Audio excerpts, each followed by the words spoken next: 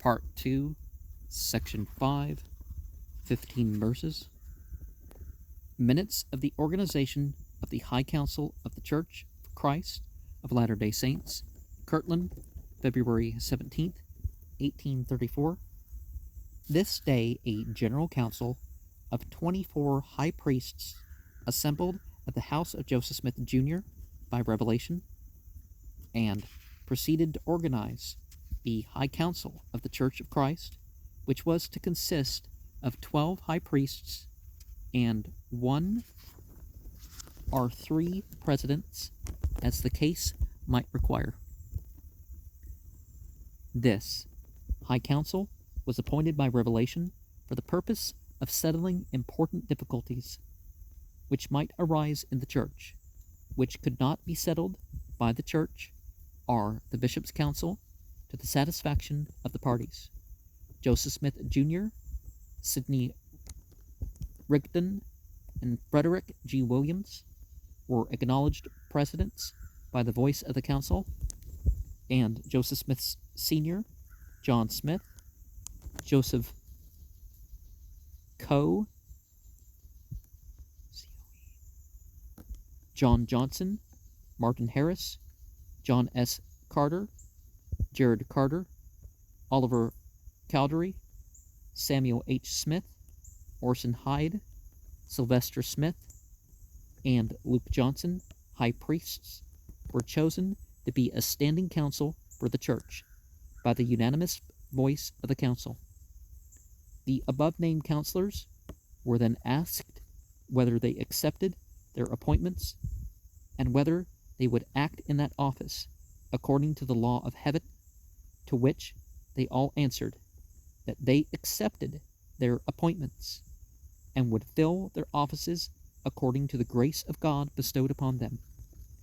The number composing the council who voted in the name and for the Church in appointing the above-named counselors were 43, as follows: 9 high priests, 17 elders, 4 priests, and 13 members.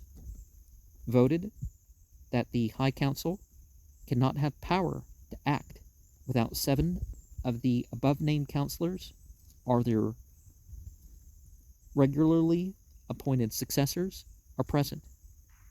These 7 shall have power to appoint other high priests whom they may consider worthy and capable to act in the place of absent counselors. That would be an important thing to put into politics, right? Worthy and capable.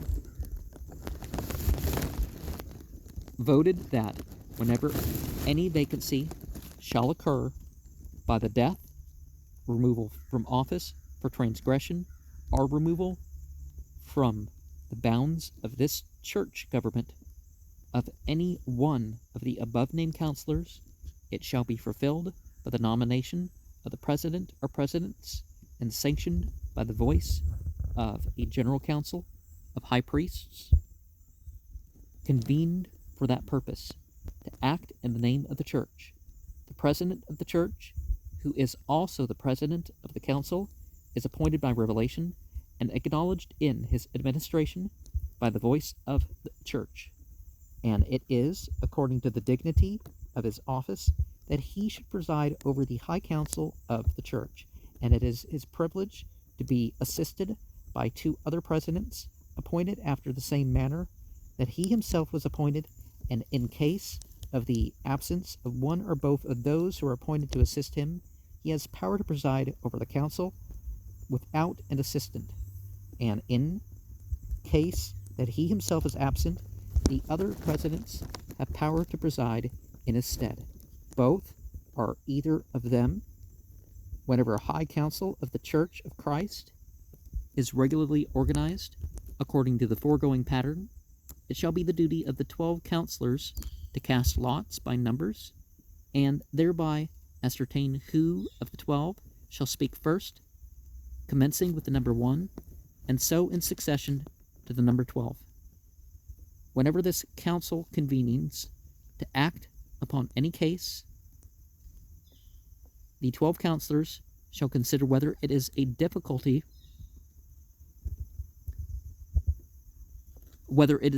one or not. If it is not, 2 only of the counselors shall speak upon it according to the form above written. But if it is thought to be difficult, 4 shall be appointed, and if more difficult, 6. But in no case shall more than 6 be appointed to speak. The accused in all cases has a right to 1/2 of the counsel to prevent insult or injustice, and the counselors appointed to speak before the council are to present the case after the evidence is examined in its true light before the council, and every man is to speak according to equity and justice. Those counselors who draw even numbers, that is 2, 4, 6, 8, 10, and 12, are the individuals who are to stand up in the behalf of the accused and prevent insult or injustice. In all cases, the accuser and the accused shall have a privilege of speaking for themselves before the council after the evidences are heard, and the counselors who are appointed to speak on the case have finished their remarks. After the evidences are heard, the counselors, accuser, and accused has spoken, the president shall give a decision according to the understanding which he shall have of the case, and call upon the 12 counselors to sanction the same by their vote. But should the remaining counselors who have not spoken, or any one of them, after hearing the evidences and pleadings impartially, discover an error in the decision of the president, they can manifest it, and the case shall have a rehearing, and it, after a careful rehearing, any additional light is shown upon the case, the decision shall be altered accordingly. But in case no additional light is given, the first decision shall stand, the majority of the council having power to determine the same. In cases of difficulty respecting doctrine or principle, if there is not a sufficiency written to make the case clear to the minds of the council, the president may inquire and obtain the mind of the Lord by revelation. The high priests, when abroad, have power to call and organize a council after the manner of the foregoing, to settle difficulties when the parties or either of them shall request it, and the said council of high priests shall have power to appoint one of their own number to preside over such council for the time being. It shall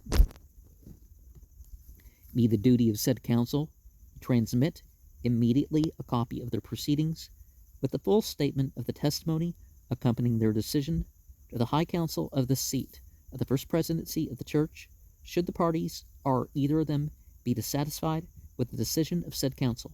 They may appeal to the high council of the seat of the first presidency of the church and have a rehearing, which case shall there be conducted according to the former pattern written, as though no such decision had been made.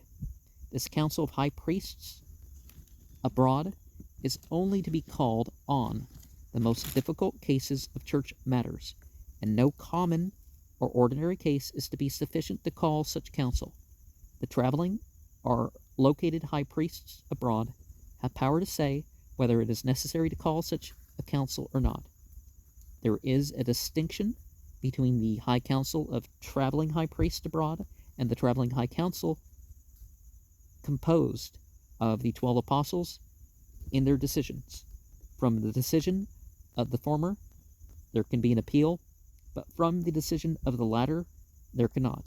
The latter can only be called in question by the general authorities of the church in case of transgression. Resolved that the president or presidents of the seat of the first presidency of the church shall have power to determine whether any such case as may be appealed is justly entitled to a rehearing. After the examining the appeal and the evidences and statements accompanying it, the 12 counselors then proceeded to cast lots or ballot to ascertain who should speak first, and the following was the result, namely Oliver Cowdery, number 1, Joseph Coe, 2, Samuel H. Smith, 3, Luke Johnson, 4, John S. Carter, 5. Sylvester Smith, 6. John Johnson, number 7. Orson Hyde, 8. Jared Carter, 9. Joseph Smith Sr., 10. John Smith, 11. Martin Harris, 12. After prayer, the conference adjourned. Oliver Cowdery, Orson Hyde, clerks.